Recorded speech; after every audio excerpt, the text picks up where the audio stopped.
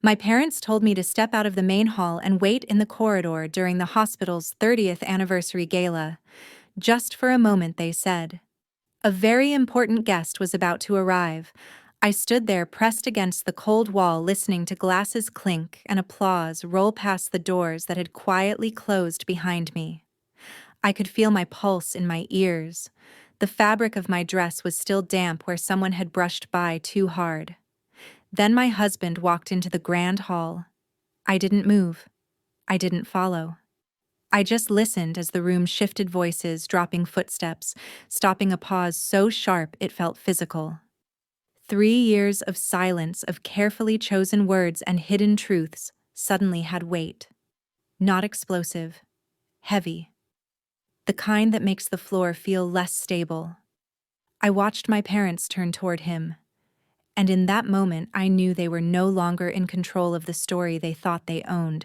Before I tell you what happened next, please take a moment to like and subscribe, only if this kind of story truly resonates with you. You can leave a comment too. Tell me where you're listening from and what time it is there. I like knowing I'm not alone while telling this. Now let me take you back to where it all began. When I say that moment didn't come out of nowhere, this is what I mean. I grew up in a house where medicine wasn't just a profession, it was a language. It shaped the way we spoke at dinner, the way my parents measured worth, the way silence settled when someone disappointed them. My father wore his hospital badge like a second spine. My mother corrected strangers when they mispronounced medical terms. From the outside, we looked impressive. From the inside, there was a clear direction everything flowed toward, and it was never me. Rachel was announced early. Not formally, not with a speech. It was more subtle than that. She has steady hands. She thinks like a surgeon. She's going to take this family further than we ever could. By the time she was in high school, people spoke about her in the future tense, already finished, already proven. My parents repeated it often enough that it hardened into fact. Rachel wasn't just my sister. She was the continuation. I learned very young where I fit in that equation. I liked patterns, numbers, systems that made sense when people didn't. While Rachel memorized anatomy, I stayed up late running datasets, teaching myself how trends could predict outcomes before anyone felt them. I chose public health, medical data, population-level impact. It was quieter work, less visible. My parents called it interesting, the way people do when they don't plan to ask follow-up questions. When I was awarded my master's scholarship, the letter arrived in a thin white envelope. I opened it alone at the kitchen counter, my hands shaking just enough to notice. I remember the hum of the refrigerator, the smell of disinfectant still clinging to my mother's coat draped over a chair. For a moment, I let myself believe this would matter. At the ceremony, my parents sat in the third row. My name was read. I stood. Applause filled the room, brief but real. I searched for their faces out of instinct. My mother smiled. My father checked his watch. They hugged me afterward, told me they were proud. Then my phone buzzed, Rachel's name lighting up the screen on my father's hand. There was a fundraiser dinner. An attending surgeon had just endorsed her for a competitive fellowship. They said they couldn't be late. They said I understood. I nodded. I always nodded. Family dinners followed a rhythm I could have charted if I'd wanted to. Rachel spoke. My parents leaned in. Forks paused midair when she described a complicated procedure, a difficult patient, a long shift that ended in success. When it was my turn, someone asked if I was still working with spreadsheets, if my job was remote, if it was stable. I answered in short sentences, learned not to elaborate, learned how to make myself small without looking resentful. Silence became my safest contribution. It kept the peace. It let the night move on. I wasn't angry back then, not in a way that burned. It was colder than that. A slow understanding that praise was a limited resource in our house, and it had already been allocated. I stopped competing for it, stopped expecting it. I built a life that didn't need their applause to function. And somewhere along the way, Without announcing it, I learned how to disappear in plain sight. By the time Kevin entered my life, I had already learned how to live without witnesses. We met during a hospital-wide project to digitize decades of patient records. A long, tedious transition everyone complained about and no one wanted to take responsibility for. Kevin was brought in quietly, introduced without ceremony. No title that impressed people, no announcements. He wore the same neutral button-down every day and carried a laptop that looked older than it should have been. What I noticed first was how carefully he listened. Not just to people, but to systems. To what wasn't working beneath the surface. We spent hours in windowless rooms surrounded by the low hum of servers and the smell of stale coffee. He asked thoughtful questions. Not the kind meant to show off, but the kind that made problems smaller. When something broke, he didn't curse or rush. He fixed it. Then he stayed late to make sure it wouldn't break again. I trusted him before I realized I did. When I told my family about him, the reaction was immediate and predictable. "So, IT," my father said, as if confirming a clerical error. My mother smiled tightly and asked what he actually planned to do long-term. When she met him, she didn't bother to lower her voice. She asked him if he had ambitions beyond fixing computers for hospitals that matter. Kevin answered calmly, said he liked building systems that lasted. She nodded, unconvinced. My father didn't insult him directly. He never needed to. He spoke to me instead. Asked if I was sure this was appropriate given our family's position. Reminded me that perception shaped opportunity. That I had already chosen a less visible path, and this relationship only reinforced it. I listened.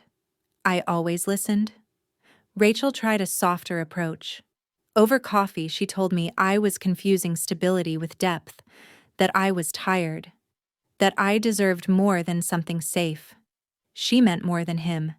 She told me not to romanticize small lives just because they felt quiet. Kevin never responded to any of it. Not out loud. He didn't withdraw either. He showed up when I asked. He waited when I was late. He remembered things I forgot to mention. When my confidence thinned, he noticed without pointing it out. That mattered more than approval ever had. We didn't announce our engagement. We didn't post photos. We went to the courthouse on a Tuesday morning while the city was still waking up. The room smelled faintly of paper and disinfectant. A clerk mispronounced my last name. Kevin squeezed my hand once. No one cried. It was simple. Intentional. I told my parents afterward. They said they were surprised. Then disappointed. Then busy. My mother said she wished we'd waited. My father said nothing at all. Rachel sent a message hours later. 2 sentences. Polite. Final. At the small dinner we held later, most of the chairs stayed empty. A few friends came. Kevin's aunt. Someone brought a cake we didn't finish. I noticed how easily I could breathe in that room. How little I missed the people who chose not to be there. That was the first time I understood something clearly. My marriage wasn't unrecognized by accident. It was ignored on purpose. And for once, I didn't try to correct it. I didn't correct them when they misunderstood my work. I learned early that explanations invited judgment, and judgment always arrived pre-written. After the wedding, Kevin and I settled into a rhythm that was quiet but exacting. Our apartment stayed dim in the mornings, blinds half-drawn, laptops already open on the kitchen table before the coffee finished brewing. I worked with headphones on spreadsheets layered over encrypted dashboards, tracking patterns that didn't want to be seen. Claims that repeated too cleanly. Procedures billed just under audit thresholds. Hospitals that looked healthy on paper but leaked money in familiar shapes. It was a federal project. Officially, I was a consultant. Unofficially, I was mapping the bloodstream of an industry that preferred not to know where it hemorrhaged. The work required patience, long hours, discretion. I wasn't allowed to talk about it. Not to friends, not to colleagues, certainly not to my family. That part was easy. Silence had always been my strongest skill. Kevin understood without being told. He had his own reasons for keeping things compartmentalized. To my parents, he remained what they had decided: he was a temporary IT worker who happened to marry their less impressive daughter. They never asked what he did day to day. They never noticed when his phone rang late at night, or when he stepped into the other room to take calls that ended with him staring at the wall afterward, recalibrating. They didn't see the diagrams pinned behind his desk, or the way he built systems that spoke to each other across hospitals that had never cooperated before. Kevin designed data architectures that didn't just store information, they revealed it, slowly, carefully, in ways that held up under scrutiny. Several hospital networks relied on frameworks he had built to keep themselves compliant without ever realizing how much they owed him. He never corrected them either. We didn't hide our work out of fear. We hid it out of clarity. Respect, I had learned, wasn't something my family discovered organically. It followed status volume spectacle. If they couldn't see your success without effort, they assumed it didn't exist. And if they had already decided who you were, evidence to the contrary only irritated them. So when my mother laughed at dinner and told a cousin that I mostly sat at a desk all day, I let it land. When my father joked that Kevin and I must have flexible schedules since we were always behind screens, I smiled politely. When Rachel said something about real pressure, real responsibility, real lives in your hands, I nodded. At home, I watched reports move from flagged to confirmed. I saw hospitals quietly restructure after our findings reached the right desks. I read settlement numbers before they became public. None of it felt triumphant. It felt necessary, like cleaning something that had been left to rot too long. There were moments, small ones, when I considered telling them, not to boast, just to exist honestly. But I always stopped myself.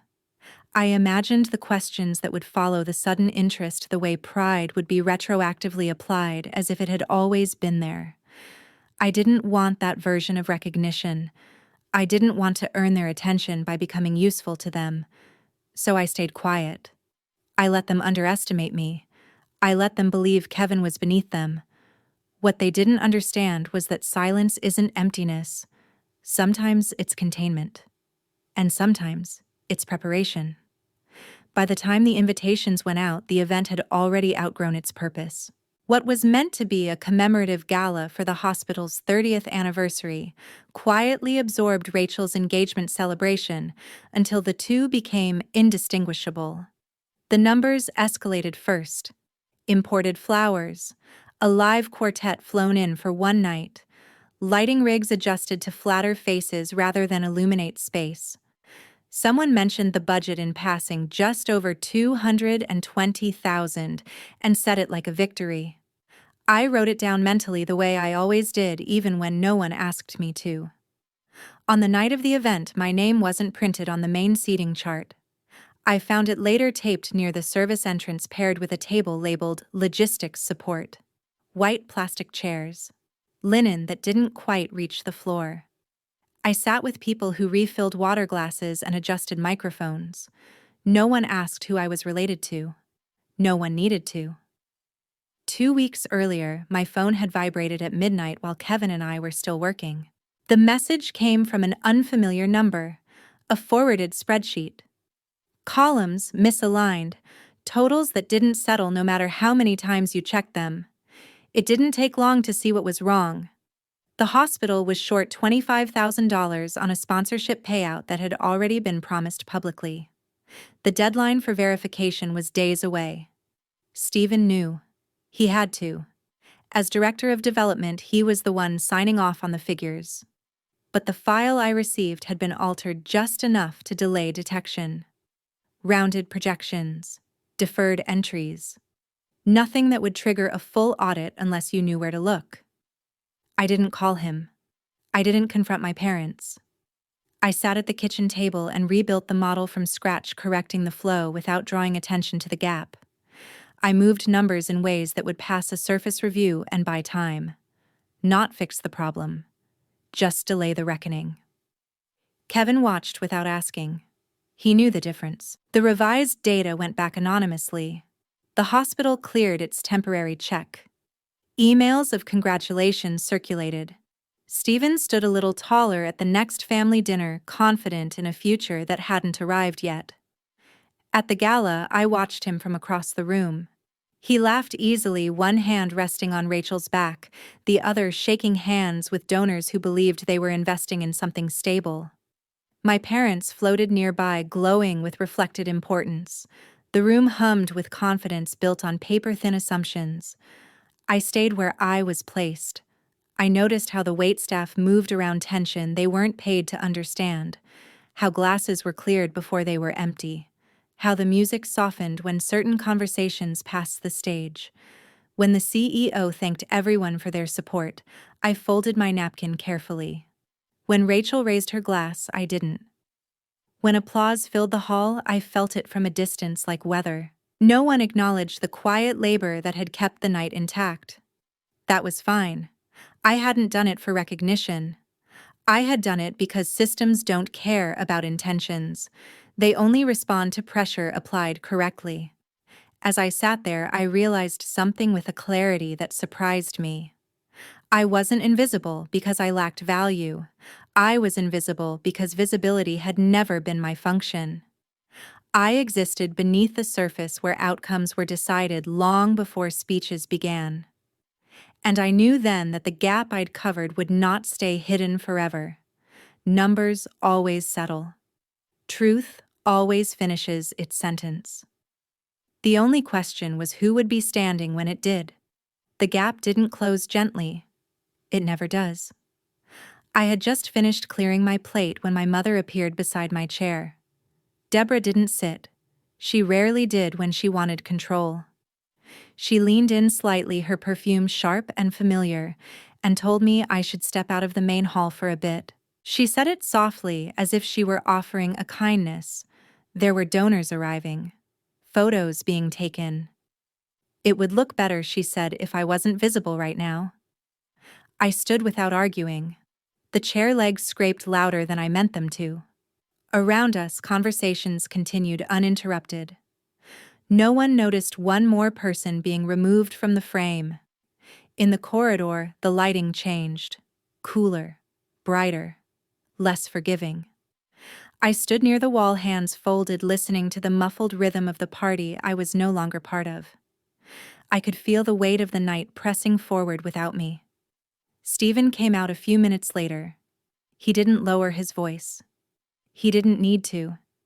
He told me I was disrupting the atmosphere, that my presence confused people, that this was an important night and I had a habit of making things uncomfortable just by existing.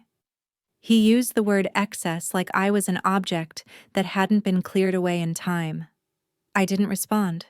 I didn't apologize either. I looked at him long enough for the silence to register, then back at the doors behind him. Rachel followed. She didn't look angry. She looked tired, which somehow cut deeper. She said I always brought a heaviness into rooms meant for celebration, that tonight wasn't about me, that I needed to learn when to step aside. Her voice was calm, practiced, as if she'd rehearsed this moment without realizing it. I felt something tighten behind my ribs. Not rage, recognition. The wine came next. A glass tipped during the exchange, whether by accident or intention, I never bothered to decide. Red spread quickly across the fabric of my dress, darkening as it soaked in. The smell hit before the cold did. Someone gasped. Someone laughed nervously.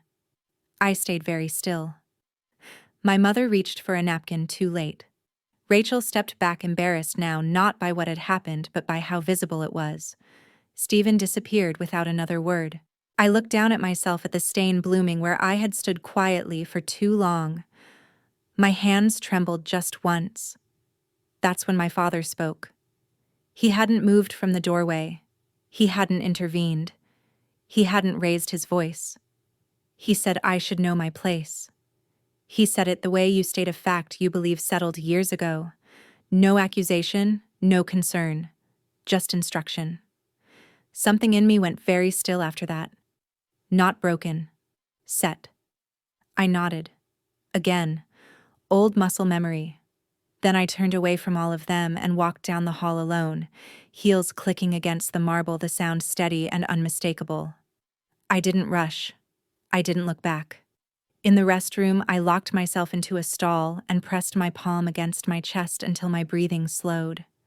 The stain was still there, permanent, proof of something that could no longer be ignored. When I stepped back into the corridor, I didn't try to clean myself up. I didn't need to. The night had already decided what it wanted me to be, and for the first time, I didn't try to correct it. I was halfway down the corridor when the sound changed behind me, not louder, sharper. A pause where there shouldn't have been one, the kind that happens when attention shifts without asking permission. I stopped near the edge of the hall, not turning yet. I felt it first, that subtle pulling sensation like a room inhaling. Dr. Leonard Price had arrived. He moved differently from the others, slower but with gravity. The conversations bent toward him. I watched his reflection in the glass as he scanned the room, nodding, acknowledging until his eyes caught on something familiar. Not something. Someone. Kevin. I saw the recognition land on his face before he spoke. He crossed the floor without hesitation, past donors and board members, past my parents, who straightened instinctively.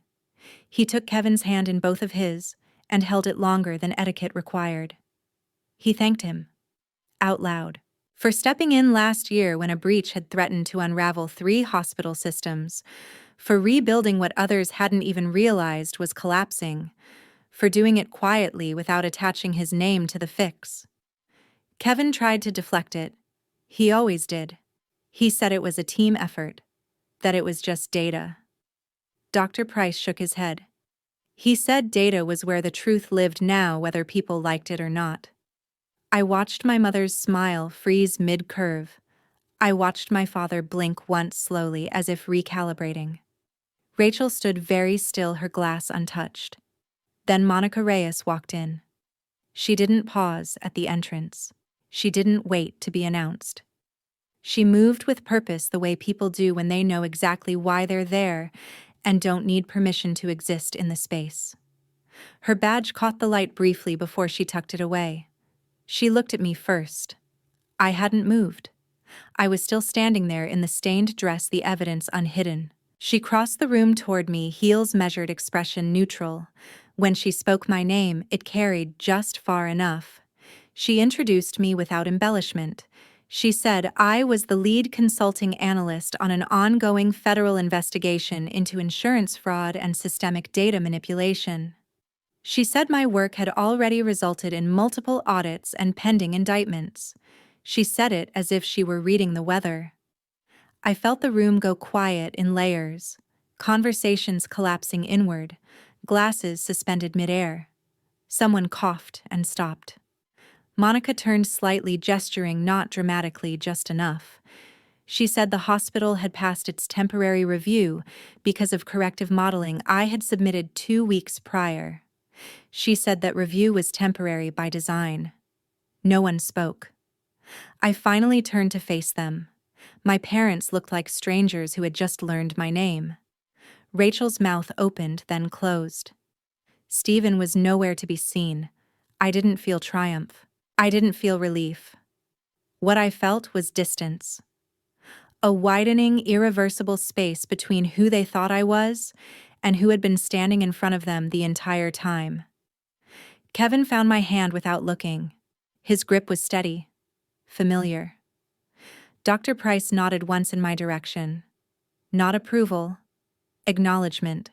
The silence stretched, heavy, unforgiving. And in that stillness, I understood something with a clarity that surprised me. This wasn't vindication, it wasn't revenge. It was simply the truth arriving late, dressed plainly, and refusing to soften itself for anyone's comfort. The room didn't know what to do with that. Neither did my family. So they did nothing. And for the first time in my life, neither did I. The silence didn't break right away. It settled. Thick, padded, unreal. I remember the weight of it more than the sound, like the room itself had leaned forward and stopped breathing. Monica Reyes didn't raise her voice. She didn't need to. She stood just off the center of the ballroom, badge visible but not emphasized, hands relaxed at her sides. The kind of posture that comes from knowing you don't have to convince anyone anymore. She said the words slowly, clearly, as if reading a weather report.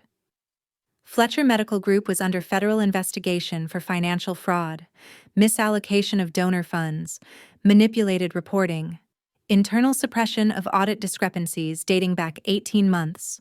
No adjectives, no accusation in her tone, just facts. I watched faces change in sequence, confusion first, then denial, then something colder. Glasses were set down. A violinist near the stage stopped mid-motion, bow hovering above the string.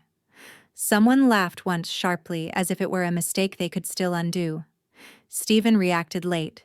He straightened his jacket before he spoke, as if that still mattered. He took one step forward, then stopped when two members of hospital security, men he'd approved himself, moved in quietly from either side. No hands on him yet, just presence. Monica turned slightly toward him and said he was being placed on immediate administrative suspension pending further review. His access credentials were already revoked, accounts frozen, devices flagged. Stephen opened his mouth, closed it, opened it again. Nothing came out. Rachel looked at him like she was seeing him through glass for the first time. Her hand was still curled around the stem of her champagne flute. I noticed then that she hadn't taken a single sip all night. She asked him one question, not out loud. Her lips moved, but I was close enough to read it. You said it was clean. Stephen didn't answer her. He didn't look at her at all. His eyes were fixed somewhere past the chandeliers, past the room, already searching for exits that no longer existed. That was when the realization reached her. You could see it in the way her shoulders dropped, not dramatically, just a few centimeters. The moment when understanding stops being abstract and becomes personal. She hadn't been the center of the story. She'd been the cover. Around us, whispers started to move again. Not loud, careful, calculating, donors checking phones, board members doing mental math. People who had smiled at each other for years now measuring distance, liability, survival.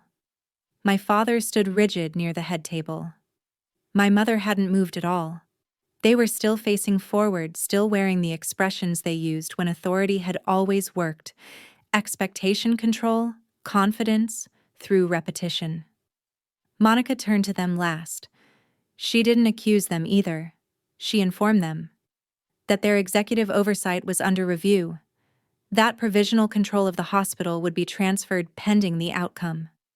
That cooperation would be expected. My mother finally spoke. It wasn't loud. It wasn't angry. It was confused. As if the rules had been changed without her consent. I felt something loosen in my chest then. Not relief.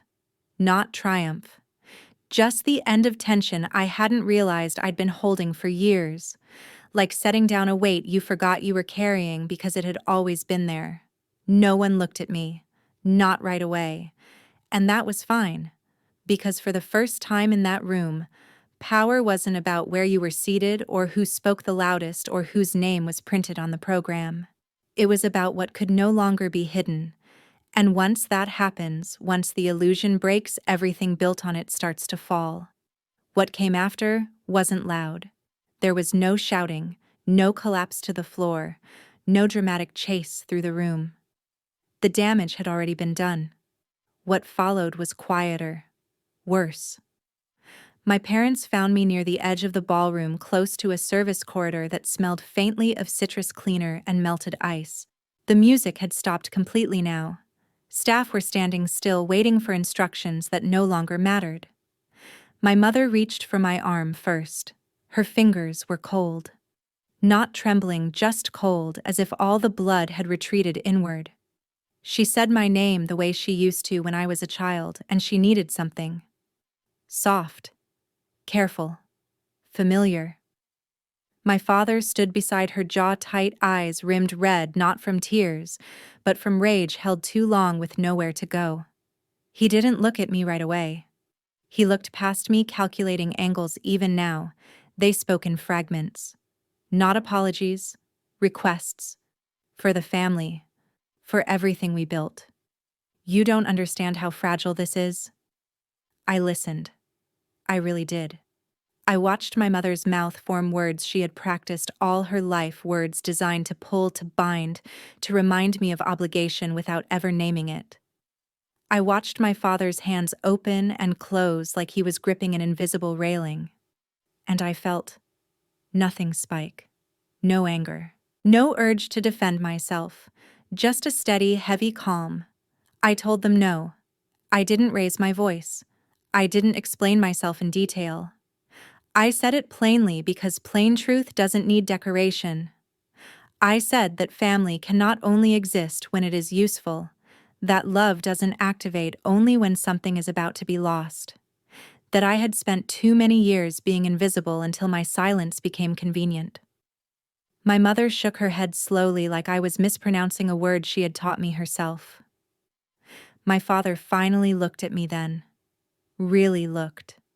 There was something like fear in his eyes, but it wasn't for me. It was for what he could no longer control. Behind me, I felt Kevin before I saw him. The quiet shift of weight. The steady presence at my side. He didn't speak. He didn't step forward. He just stood there close enough that his shoulder brushed mine when I exhaled. For years, I had protected everyone else by omission, by shrinking, by letting assumptions stand because correcting them would cause discomfort. This time, I didn't move away from him. When my father's gaze flicked to Kevin, sharp, dismissive, searching for hierarchy, I said his name out loud. Introduced him without qualifiers, without apology. And when my mother tried one last time, her voice breaking now, asking me to reconsider for all of us, I shook my head. I told her that I had already chosen. The words landed heavier than I expected. Not because they were dramatic, but because they were final. Around us, people pretended not to watch. No one truly fooled anyone. The room had shifted its attention toward exits, toward damage control, toward futures rapidly rewriting themselves. Kevin reached for my hand then, not urgently, just enough to ask. I took it. We walked out the same way I had entered hours earlier, past the draped doors, down the long marble corridor, into air that felt cooler and real. No one stopped us. No one called my name. Outside, the city sounded unchanged. Traffic, wind, somewhere a siren. We didn't speak as we walked. There was nothing left to clarify. Some endings don't need witnesses. They only need the courage to leave without asking permission. The aftermath didn't arrive all at once. It unfolded the way structural failures do, quietly at first, then all at once, and finally, as something permanent. Fletcher Hospital didn't close. Institutions like that rarely do. Instead, it was dismantled from the inside. Committees replaced names. Interim boards replaced portraits on walls. The word restructuring was used, often spoken with the careful neutrality people reserve for things that are already decided. Entire departments were audited, contracts dissolved, offices emptied overnight. The building remained, but the authority that once lived inside it was gone.